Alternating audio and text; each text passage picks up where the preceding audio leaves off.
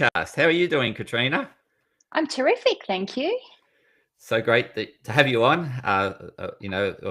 Particularly of your area of expertise, which we'll get into shortly. I haven't had anyone as qualified in this area as you, so really look forward to you sharing with the listener how you have arrived at what you're doing today. Well, I certainly didn't wake up thinking that I would be doing what I'm doing. And thank you for asking that. And I love listening to your podcast. I listen to them when I drive home every evening. So I was extremely honored and a little bit like, what are you doing asking me when you asked me? I am not going to tell a long story, but I think I was reflecting on this before today. And it really starts with, I think that who I am today starts with the beginning, and it's really essential to my current identity and values. I think as I look back now, which is one of the gifts we get as you get older, isn't it? That you can look back and piece the puzzle together. I was actually born to migrant parents. I was the first person in our family born in Australia, and that really probably set me off on the journey that I'm on. So my mum and dad moved here from Finland, and I was lucky enough to be born here. And I'm not going to go through many decades of life experience. But I never thought that I'd be a person who went to university necessarily. I never imagined I'd be a lawyer. I didn't necessarily think I wouldn't, but it wasn't the world that I was brought up in. I didn't, I had a beautiful, hardworking, working class family, went to the local public school, just had a really happy, breezy childhood. And that wasn't my world. And in fact, what did happen though was I got the opportunity to do mock trials in high school, and we were working with a barrister. And he's actually the one who said to, 16-year-old me, he said, have you considered studying law and you'd make a great lawyer? And it was kind of like, a bolt of lightning came out. And I'm like, that's not me. I'm not that sort of a person. But, fast forward, I did. And it was because that person sort of really encouraged me to try something that I didn't aspire to necessarily doing. And worked in law firms for many years, ended up specializing in employment law, harassment, discrimination cases really became my calling, and loved doing that and learned the art and craft of the legal world and the frameworks. But I do realize now that I got to a point where I felt that negotiating a sort of a fix or a settlement or an outcome at the end, it didn't necessarily fill my heart full of joy and happiness. It was a resolution, but, did it really fix the problem? And so I end up today and I look at what I'm doing and where I get my career and personal satisfaction and happiness from is really working at the preventative end, and I love building human-friendly workplaces. I love, improving the human experience at work and helping organizations to evolve and really working in that workplace culture to create environments where everyone who works there feels that they can be that child that they once were. They can dream, they can achieve, their career aspirations can be a reality. So I now work in that sort of, some people call it diversity and inclusion, and that's a big topic at the moment. We could deep dive into the depths of that, about whether that's dead or not. Clearly, I don't think it is. So inclusion, working with people to unlock their potential, helping companies create environments that are truly respectful, inclusive, and empowering of their workforce. Wow, it's such a incredible career path in terms of that 16-year-old girl doing the mock trials and being told, oh, you'd make a fantastic lawyer, and then pursuing that career and being very fulfilled in that career. So yeah, it's great that you express gratitude to the guidance that you've had through your career path. And just in terms of that workplace, and I think the big thing about the workplace is that over time, people think that it's something that it's a sort of necessary evil, right? And so, like, I go to work to get paid, right? And when when that mentality is, I go to work to get paid, then it's sort of, we're missing the contentment that the workplace can bring to one's well-being. And I know you specialize in helping create a more fulfilling and connected workplace, and engaging workplace. So you've shared a whole lot of notes and thoughts on this episode with me, and I had a read through that, and one of them was having that connection to what people do and Yeah. growing and like, because when someone's going to work to grow and to develop and become the best person they can become, then there's this sense of progress and a sense of becoming a better person. And with that comes higher levels of contentment with life. And so how do we develop this? And like, there'll be people listening that are sort of starting their career and midway through their career. How do we keep this engagement and fulfillment in the workplace in order, because it's, as you know, it's a large portion of the time we spend on planet Earth is working. Absolutely. Well, that was a big question you've put together for me. Um, I think it's a misnomer that people just do the grind. And yes, I know that, sometimes it feels like that. And it's just unfortunate that we've even let it become that, isn't it? Because every single person, no matter what you're doing, is there for a purpose. At its base level, we're either earning an income to feed our family and nourish the people we care for, and maybe pay for them to go to school or buy them school shoes. Like, work is an activity that's an essential part of our life. It usually enables other activities. So, even the doing of that, I feel, is something that it might feel like hard slog, but you're doing something, you're doing that for a purpose.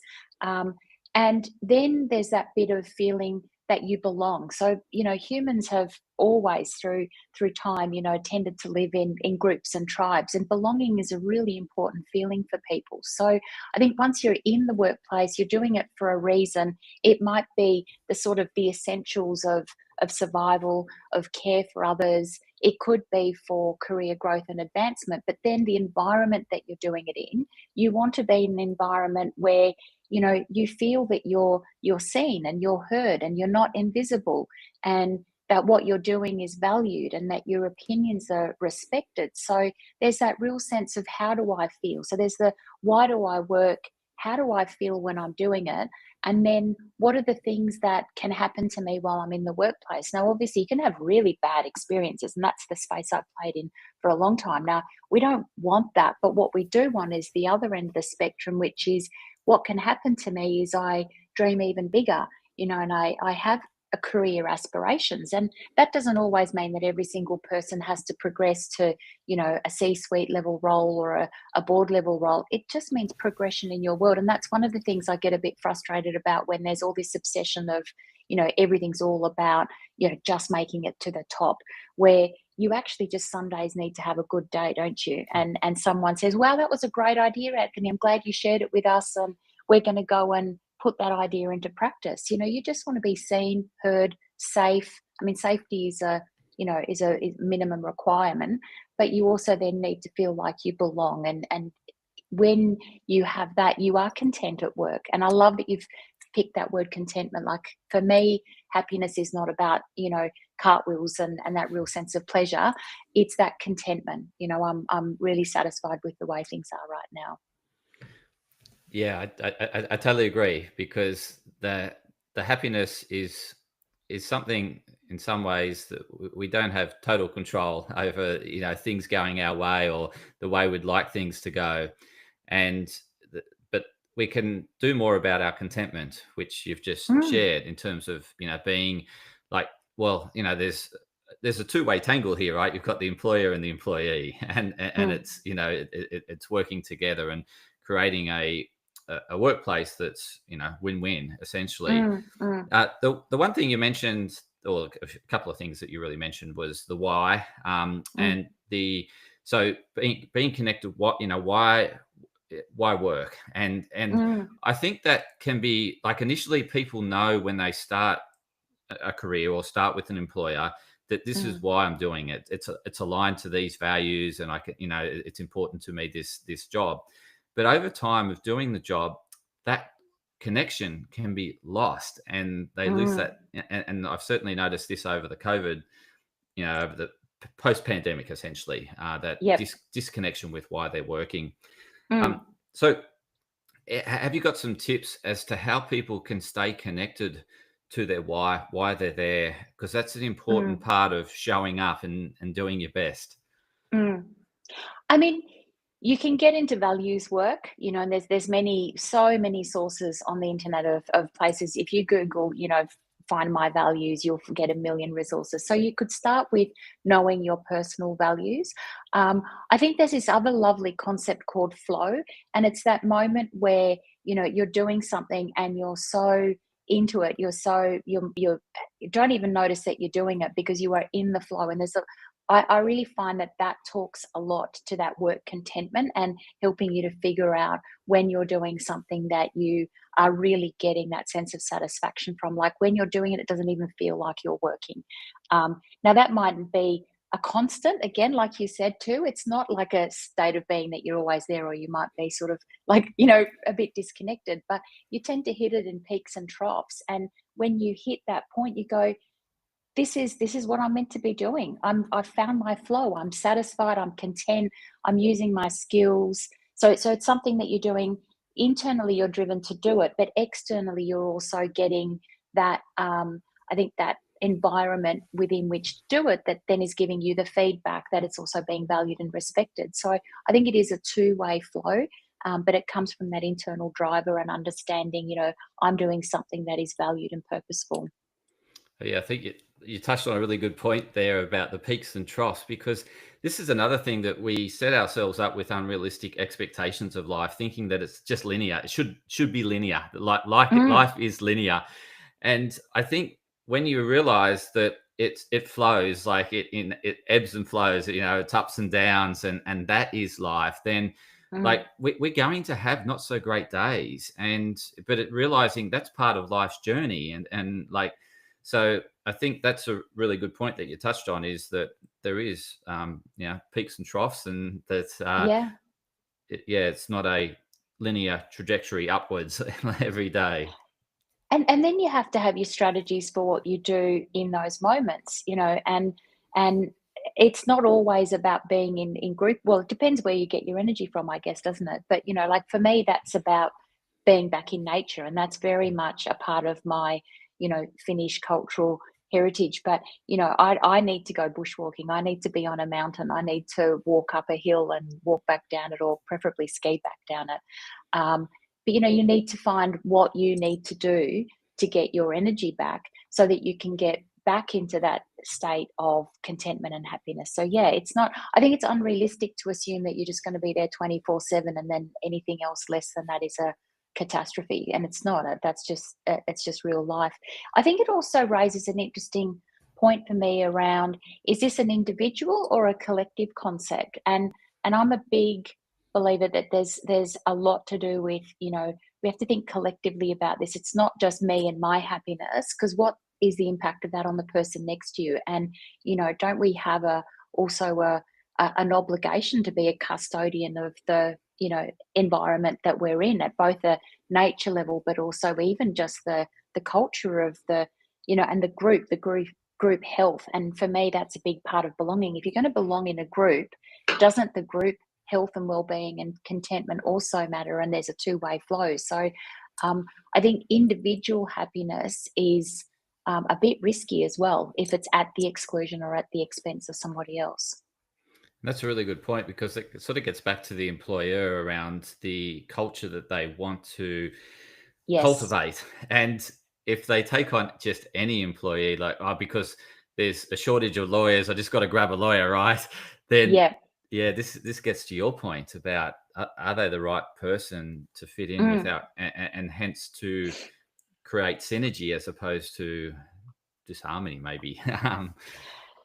Yeah, well, there's a lot of focus on the best person for the job, isn't there? And Hmm. and this sort of, this obsession of looking for the best person for the job, which I think that leads to interesting circumstances as well. So I think there is a desire for synergy, but actually, I think a lot of times people are just looking for the easy answer. They've got a vacancy. Someone's life is miserable because they're doing two jobs, and they go, just get someone in, the quickest, fastest person, just fill that gap so that everyone can get back to doing what they were doing. Now, that's just not realistic anymore in 2025. We know, that the Australia certainly has a skills shortage. We know that most of the developed nations have a skills shortage. So it's not as easy as just go and get a person and plonk them in. Even building teams and companies, it takes a bit more effort now. And, it takes, I think the new leadership skills that it takes are about how do you, really be a people leader in its true sense? How do you connect with people around you? How do you curate an environment that is welcoming of everyone? How do you work with people who are very different to you? Because that's reality now, and how do you create a sense of belonging and purposefulness and respect for people who you don't necessarily, know or understand very well? Yeah, so because it also gets back to the employee asking the question, is this company the right culture for me? Like, will I thrive in this Mm, culture? Because I've actually, mm, this reminds me of a client that I'm currently helping. And one of her biggest stresses is she doesn't feel like she fits in, and she feels like that black sheep. yeah, And and it's a real stress that's tough. going to work every day because she feels like that outcast, and I just can't connect. Yeah, so Mm, and if you're doing that 8 hours, 40 hours a week, it's a lot of time to be feeling that sense of stress. I don't belong here. Like, because you mentioned that thing of belonging and feel like you're contributing and making a difference. mm, And if you mm, don't feel that you fit into that culture, then you really got to question. mm. But it's difficult because I was thinking, like, when you go to buy a house, you can walk around the neighborhood and get a sort of sense of what the neighborhood's like, and go at various times of the day, and get it, like with a job, Yep. you don't get to trial it, do you? Like, it's No, no, we don't often spend that much time assessing if it's going to be a good fit. And it's always a bit of a leap of faith. You don't really know until you're there. It's interesting that that client you mentioned and how, unfortunately, that's not an isolated experience. So, at the end of last year, I worked with Women's Agenda to do a survey of working women in Australia. And one of the most surprising, shocking, disappointing stats that we got back from that was, almost 40% of working women who responded said they feel invisible at work. you know and imagine that concept of being invisible, that no one sees you, hears you, respects you. How would you continue to work feeling like that, let alone an even more heightened state like, perhaps your colleague has gotten into, which is that I don't even fit in. And that's not a way that you're going to be sustained in that environment. So, then unfortunately most people, they leave. But then at what point does the company need to go, perhaps it was not always them, perhaps it was us. What do we need to do differently? Because that form of behavior is not sustainable for organizations too. There's a point at which they need to go, what is it about our culture that is not inclusive of a bigger type of person, of a style? And very often, unfortunately, people either just fly below the radar and they don't feel valued because there's a dominant sort of a personality, that gets ahead. Or a lot of people start, just compromising some of their values and who they are to fit in, and they make trade-offs. So, they might act boisterous, or they might go to the pub with the fellas, because that's what you do to get ahead. They might, behave differently just in order to fit in. And that, then you end up in a position where you go, this isn't the real me. So you still have this cognitive dissonance eventually where you go, I'm going to work faking it just to get ahead. Does this feel good? That's not contentment or happiness either. yeah. So it's a really interesting point, because that first the concept that you shared about not being seen or not being heard, Mm, and just feel like I'm nothing, and therefore there's a total disconnection, that they've got no sense of belonging, connectedness to the work they're doing, which they're doing for a long period of time every mm. day. Um, and it, for me, like, how does someone start becoming more visible? Like, have you got some pointers as to how they can become? Because I see the consequences of women not speaking up. Their thyroid essentially shuts down, and when the thyroid shuts down, metabolism shuts down, and they start to gain weight, and then they get discontent with their body and disconnected with their Mm, body because they're gaining mm, weight, and it's simply because they're not being heard, whether it be in mm, their personal mm, relationship or in the relationship with work. So mm, how mm. how can women break this barrier of Cycle. cycle? Yeah, yeah. So the other interesting thing we learned from this was we asked women who do they tell about their aspirations and their career hopes and dreams. And almost half of all the women said they speak to their friends first. And then the next highest category was family. And then third on the list was their manager. So, women have plenty of hopes and dreams. They've got big aspirations. They've got career plans. The women that we, spoke to, they had 2, 5, and 10-year plans. So this isn't a matter that women don't know what they want to do, but it's who are you having a conversation with about this? And then the sense of frustration that it's not going anywhere and not being heard. My first question that I always like to ask when I try and figure out what's going on is, why don't you feel comfortable telling someone at work? Why? That will tell me something about the workplace culture. Unfortunately, or just naturally, lots of people will say it's not okay to articulate ambitions here. You get, it's that tall poppy syndrome. It's, ambition is a bad word for a woman to stand up and say, I really would like, I see myself as being a director in 5 years' time. How am I going to get there? They go, who does she think she is? So there are many, many workplace cultures where it is not okay to speak up about your career aspirations, or you'll get shut down. And that is an awful feeling when you get minimized and told, you're not good enough, or you're not going to make it, or who do you think you're kidding? Or then you tell someone and they don't listen, or nothing happens. Then you go, well, I tried that. Katriina said, go and tell your manager what you want. And I tried that and nothing happened. And then you're completely disillusioned. You go, well, that didn't work. So we do need to start to have the conversations. We need to normalize talking about our career aspirations. But the other side of the coin is, and this is where it's never a one-way street, isn't it? It's not just fix the women. We've got to fix the other side, the listening. We've got to have people leaders who are listening and acknowledging and taking the time to hear a person's aspirations, then going, how will we get there together? Now, we know that happens, but it doesn't happen for everyone in organizations. So, it's quite a common feature of most bigger companies in particular. You have those rising stars, all those people who you just know, they're on the radar, they're going to go get ahead. But if you're not one of them, you're just sitting there feeling invisible. So it's really speaking up and speaking to the right people, and sharing your dreams and aspirations, and Yeah. But I reckon then the person hearing that, they have a responsibility to listen too, don't they? It's that if someone's shared something with you, what is your responsibility now? Even just as a good human being, but particularly as a people leader, what do you do with that? Where do you take that information? You certainly don't laugh, you don't shut it down. You do something meaningful and constructive with it. And in actual fact, a really good leader would notice that there are people who aren't saying things like that. And you would create spaces where you encourage that conversation. And, you would be like that barrister that tapped me on the head who was never saying anything.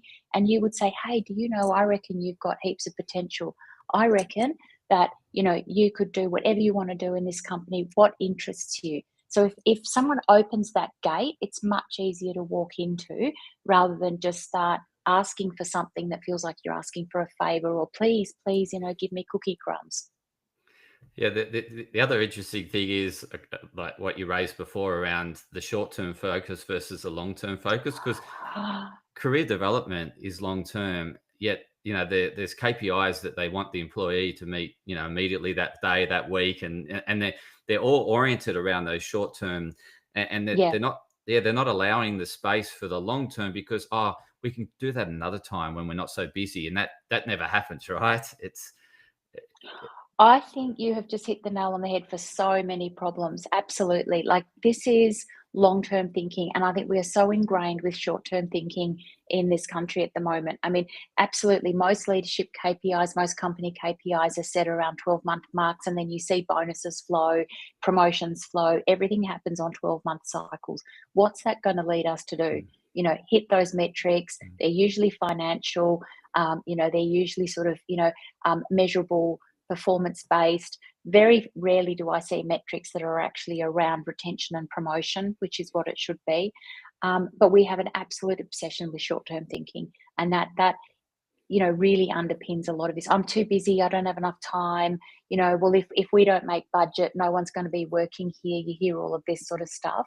But then you think about what we talked about, contentment. That's not a short-term thing either. When we talked about peaks and troughs, that's a long-term, that's the game plan for the long haul here. So, we really need to get better at that longer term thinking. And that's where I think that collective piece comes into it. I do a lot of work around leadership legacy with our leaders. And my favorite saying is that, plant trees that you'll never sit under the shade of. Doesn't that just tell you everything? It's awesome.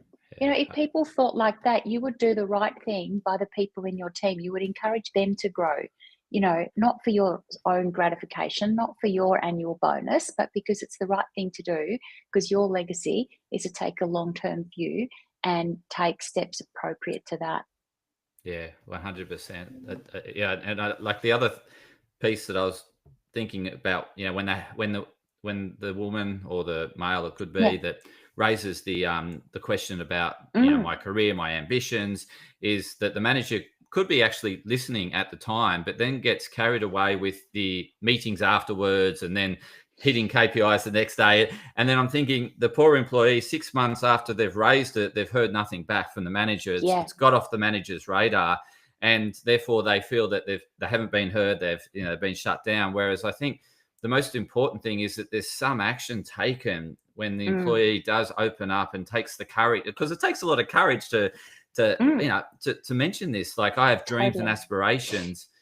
And so, and I'm just thinking that if they just take some action, well, let's book another meeting in to discuss this in detail and come up with it. Yeah. Because you're quite right. Even if you mention it once, again, that's not a short-term action either, isn't it? I've told you I've got these hopes and dreams. Yay, great, done, tick that box, So there does need to be more discussion, and I think, we just don't value the power of discussion enough. We think that that's almost like a waste of time, but sitting and talking to people for short, meaningful bursts is one of the most valuable things you can do. And, I often think it's just ironic that people in leadership roles think there's always something else that's more important than that. Show me the business in Australia that can function without people.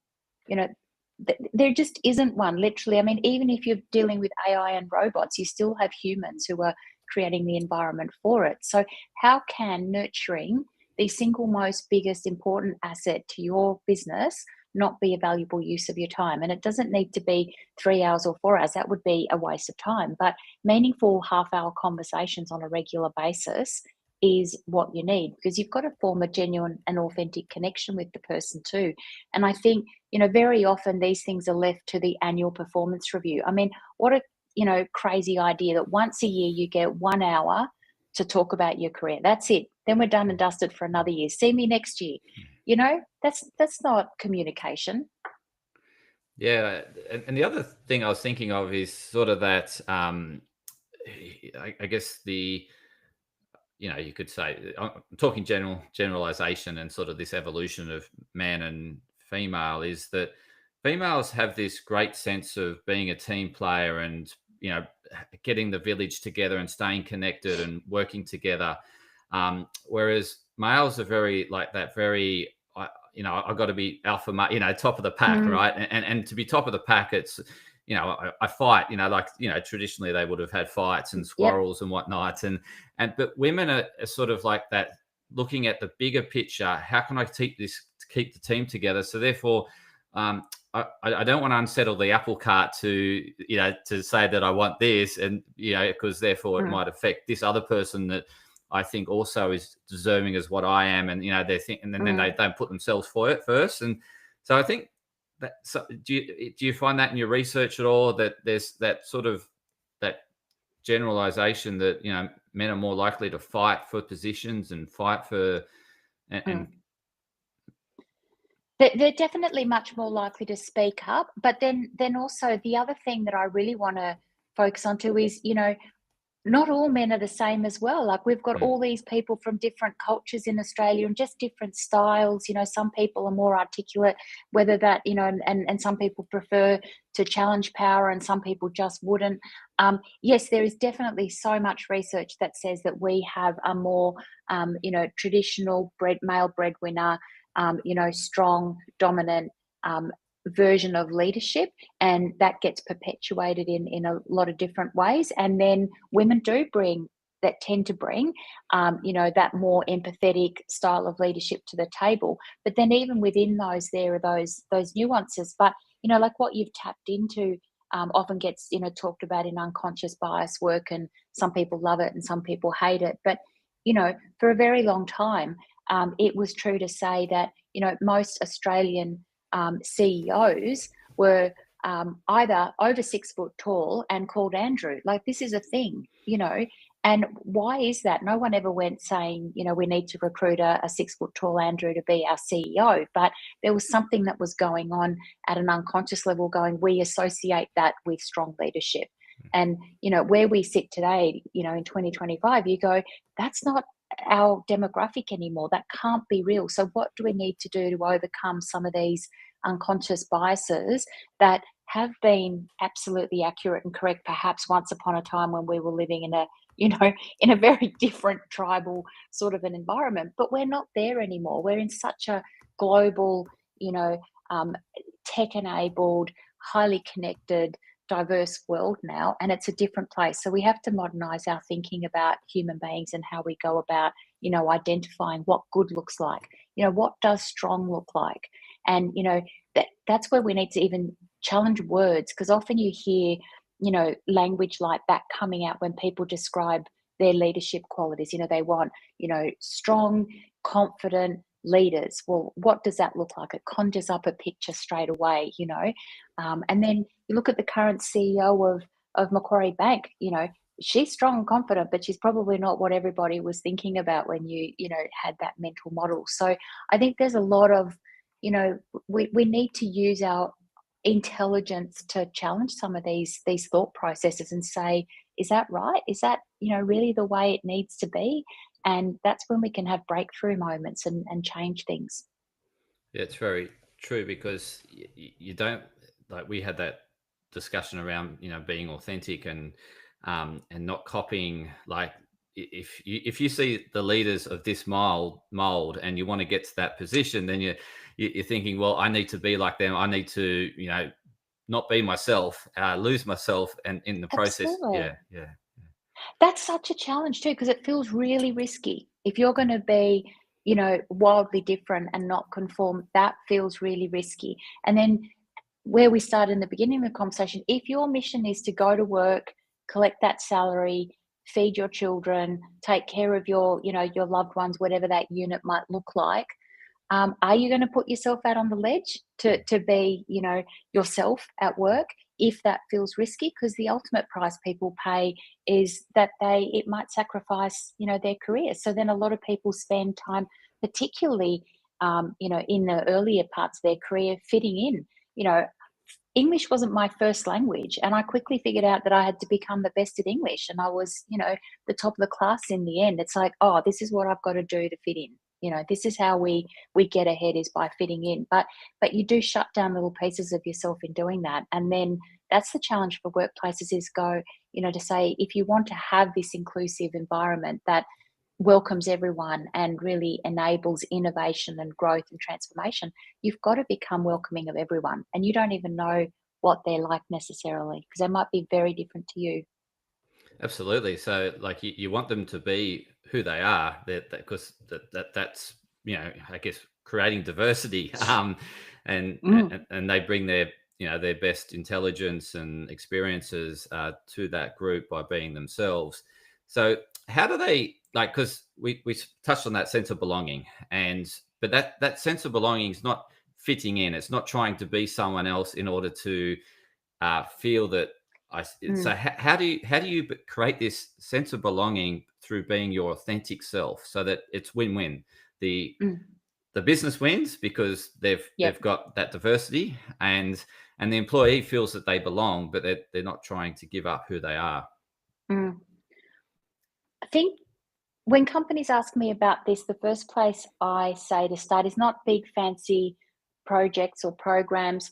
It's literally listening. It's literally listening to people. I think people feel that they belong when they have a voice and it's genuinely heard. So, I love starting by, just organizing listening sessions and sitting with people and saying, how do you feel when you come to work? What do you love about coming to work? That's the first two questions I ask. What don't you love about coming to work? You get everything you ever needed to know about a company's culture in those three questions. And the number of times people say to me, that's the first time anybody's ever asked. Because I don't start, necessarily with the top or the bottom of the organization. I start with, a cross section of everyone. And most of these people don't normally get asked how they find work, what they feel about it, because everyone assumes that, we've paid them. That's it. You've got a job, we've paid them, get the job done, go home. That's all we both want to do. It's a transaction. I pay you, you do your work, done. But at the end of the day, they are there for, 7 or 8 hours a day minimum. And they have a feeling about what it's like to be at work. And when you ask people, they feel valued because you actually are seeking their input rather than having all the answers from the top. It's amazing how much we assume that leaders know everything. And then, they'll craft things like, policies and procedures and what they're going to do at the top of the tree because they're meant to have all the answers, and really great leaders know that they don't have all the answers. So just start by talking to people. Yeah, you just brought up a thought to me. You mentioned that whole transactional relationship. I pay you to come to work. You come to work, get the work done. You go home. And that's that transactional thing. And I'm thinking that transactional thing, sort of corresponds a bit to that. What happiness is like. It's sort of like I had a great day at work. I hit these goals. And, I got a pat in the back. I feel happy. But then, we chatted about that more. We want that higher level of contentment. And that higher watermark of contentment comes through the more relational process, right? Yeah. So, and so it's really finding that balance between relational and transactional. And I think the transactional can get tied up too much into short-term thinking, because the relationship is a long-term investment in terms of, as you said, spending time with the employee, understanding their needs, listening to them, and helping develop and nurture that employee. And also because people want to learn, don't they? But we're curious. We're curious and we love learning and we want to grow. And in that job, most people want to feel that there is growth, whether it's just I learned a new skill or I got to work on something different today, or, I've met a new person and, it's the first person I've ever talked to who comes from Uganda and that was amazing. But we want new information and we want growth. And you have an amazing opportunity for that in a workplace because it's not an environment that's curated by you. Like when you're at home in your family environment, that is exactly the environment that you've created. When you go to work, it is a place where you get to do the thing that you're being paid to do, but you also have the opportunity to have new interactions. And so the benefit of those relationships that you mentioned as well is that it can take you to new places, you can learn new things. And then for some people, they've got, really clear career aspirations, which is, and I want to advance and I want to do this. And, I want to progress in my career to high levels, which is fantastic. But you need to feel as though all of that is possible. If you're in an environment where you don't see possibility, then what are you doing? You're just flatlining. You are literally back to transactional. You turn up, you do your thing. There's no possibilities. I'm not getting engagement. But those employees, we also know from, all the research, they just do the bare minimum. They start to retreat into themselves because it literally is a transaction. There are plenty of people who are working for $1, but they will just go, it's 9, I start work. It's 5, I stop work. You are getting the like financial transaction that you're in. Whereas, we know that employees who are really highly engaged, they are likely to give, at least 30% more performance because they're in that flow. They're loving what they're doing. So they're working, in their best possible state. It's not even a question. I'm just going to get the job done because I'm so engaged. And that's a win-win because that person is getting to feel like that in the workplace, and the company has a really truly engaged employee who feels valued, and they are more likely to work harder, try harder, and really progress their career. So helping employees to feel like that at work has absolute benefits for everybody if you're trying to come at it from a commercial benefit point of view as well as a human point of view. Absolutely, and it's, yeah, as you said, it's really win-win, because the employee wants to give more, but in return, they're getting more contentment with that 9 to 5. Like, there's more fulfillment in that 9 to 5, as opposed to, I'm just coming to tick boxes and to get a dollar. Then that 8 hours is pretty much a write-off. It is sort of then my only contentment can come outside of the 9 to 5, and I think the ideal is what you mentioned, is where they turn up, they're really engaged with what they do. They enjoy their work. It's, they can see meaning in it, and that way they love Monday through to Sunday, as opposed to just Saturday and Sunday. Absolutely. And humans are living longer, so we actually have to think this stuff through, and I think it's changed what we see work has. It used to be very much, do this, it's very linear, your career, it's 20 years in one company, get a gold watch if you're lucky, retire, out. That model is gone. That model is, just done. We don't work like that. We don't aspire to things like that. Even I was reading this morning about, Gen Z micro retiring, and taking pauses, and they're already doing it, in their late 20s. So they are not going for, where's my job and I'm going to stick at it. It's about that quality of life. It's about the value, the satisfaction. Yes, they want to continue to learn and grow, but they also want, moments of well-being. They also want moments of fulfillment. And it's that holistic picture, it's all quadrants of my life are in order and in balance. And that's, I think, what most humans would ideally love. Some are just, a little bit better at articulating it than others now. And it sort of brings me to, like, you've mentioned this holism and how important it is for each of us to have this sort of holistic perspective of life, and to develop things that, or culture, the things that really nourish us and make us feel fulfilled. What is that to you, given that you've got this Finnish background, and there's connection with the Finnish heritage of nature and things like that? So what do you do to provide that holistic fulfillment? It's a great question. And I often get asked, why is Finland the happiest country? Because I think, people sort of want to know this. And it's a funny concept, because Finnish people are known for being quite dour and reserved and quiet, particularly in the middle of winter. You're not getting chitter chatter. Like, people in Finland loved COVID because we could just lock ourselves away, right? But I think the happiness comes from moments of connecting to nature, and really deeply culturally symbolic things like sauna, which is very trendy at the moment now in Australia, and it kind of drives me wild because people are constantly asking me for sauna advice, and they all want to know if an infrared sauna is as good as a traditional one. I think you can figure out my views on that. But it's that moments of taking yourself away from, the grind, and putting yourself into a place of peacefulness. That's what that is. That's that. And then sitting, quietly with your thoughts and reflecting. And that's that sort of long-term piece, because you're thinking outside of the moment. I think you really have to, and we all get caught up in that instant messaging and emails and the ping and the stress and the rat race. But how can you get off it? Because that is unsustainable, and you would be able to coach me through the health impacts of that, that constant adrenaline spike. But you have to cut the adrenaline out at points in time and be peaceful and quiet. And that is happiness, is that sense of peacefulness and quiet, I think. Education is really important. I think that feeling that you can continue to learn and grow, like, it does not matter, what age I am.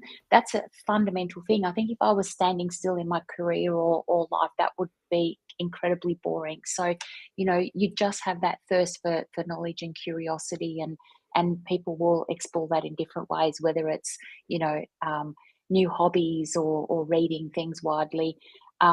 But I think that inherent sense of equality is really important to me. It's probably how I ended up doing, the work that I do.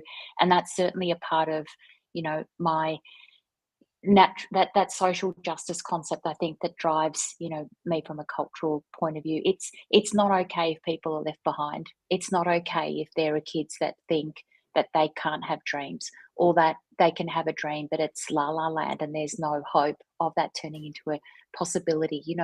Dreams should turn into possibilities, and possibilities can become opportunities. And I think we need to feel that all of that is true, and that drives us, and it certainly drives me. 100%. It's that sense of ultimately feeling connected with everyone and everything, and like as you mentioned at the start of the episode, connected with your why and purpose. Why are you going to work, and why is it important to you? So being really connected with that why. You mentioned the sense of belonging, so feeling that you're actually contributing to a much larger cause, and that being impactful. You shared that with in the notes you shared with me, and then you've mentioned the connection with nature, and that you've also mentioned the connection with self through reflection. And so we can ultimately can only ever connect with ourselves is in those moments of stillness and quietness, and to really acknowledge how we're feeling in our body and with life overall comes through that reflection. And as you said, it's that pause that we take in the sauna. Is it the sauna? Yes, you've got it. Yeah, good. I didn't want to get that. I'm not very good at pronouncing words. So I think you've really brought this episode to a really nice finish in a sense of this holism, this sense of connectedness, and like connected with my work, connected with the employees I work with, connected with my manager, connected with who I am, my aspirations and dreams, connected with nature, and having that relational, very much that relation, and yes, we need that, also that element of transactional, because then we can see the impact that we're having, through the, I hit that milestone, I achieved that KPI, and so we know we're making progress, we know we're growing. Yep. And that's that sense of connection with self. So, Katriina, is there any concluding words you'd like to share with the listeners before we wrap up? And also in those concluding words, please share how the listeners can connect with you if they're looking for, like obviously you've got so much experience in the workplace and in creating a great culture and in making sure employees fit in, and how employees can fit in. And so there's obviously listeners that are both employer and employees that really want to make this work, because this is a big part of our life. Yeah, absolutely. I think everyone has potential, and I always, question, can we both see it? And I bring the both into that equation, because you need both, the individual to feel it and dream it, and then be able to articulate it. But then the other people around them need to be able to see that as well, and then take on almost the custodianship and responsibility of what comes with that. Of what are we going to do? And where do we go with that? And I think, both the people who are at work and workplaces, there's so much that can be done for us to improve those relationships. And imagine if we did have relationship-based workplaces truly, rather than transactional, what that would look like. I mean, if we could redesign work structures, that would be amazing. And for that reason, I often encourage people to, it's not one or the other. You can be the early career person and you can dream big. And, if you are more senior or more advanced in whether it's your wisdom or your life or your career, make that your leadership legacy, make that your personal legacy, to become the person that thinks of others and helps them to grow and uplifts others. And you will get a lot of personal satisfaction from that. So, it's not a one or the other. I think it's this way of thinking that everybody can embrace. I tend to focus on building sponsorship relationships. So probably one of the easiest ways of getting in touch with me is looking up Cultivate Sponsorship. And I chose the word cultivate because it connects back into trees and nature and what I love doing, which is cultivating those relationships. So that's probably the easiest way to get me, is to look up Cultivate Sponsorship, and you'll find me. And I'll include that link in the show notes. So listeners, viewers, you can go directly to the show notes and click on that link and connect with Katriina. Thank you so much for coming on. I really appreciate you not only coming on the show, but also actively listening to the podcast. So thank you so much. And it's been a delight to meet you and to learn more about you. And I think you add tremendous value for both employee and employer in terms of getting more fulfillment in life overall. And as you said, that's very much correlated with more happiness and more joy in our lives. Thanks, Anthony. It's been wonderful to be with you this morning. You're welcome. Thank you.